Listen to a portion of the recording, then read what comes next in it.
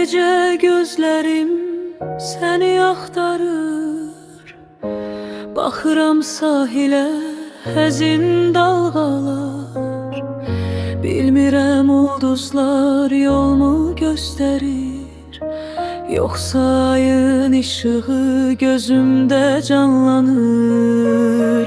Bəlkə də keçmişin izi qəlbimdə, gələcək nə zamansa gözləyirəm mən.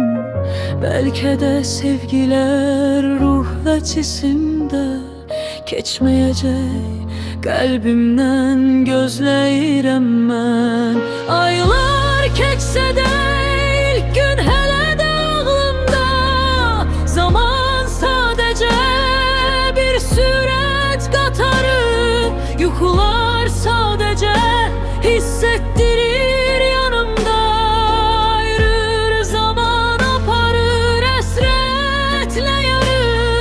Aylar keçsə də ilk gün hələ də ağlımda, zaman sadəcə bir sürət qatarı, yuxular sadəcə hiss etdirir yanımda.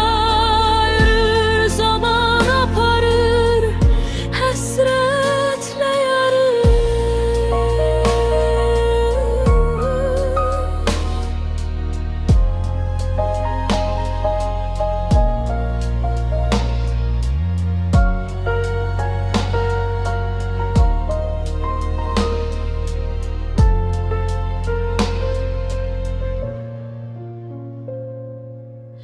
Bəlkə də keçmişin izi qəlbimdə, gələcək nə zamansa gözləyirəm mən.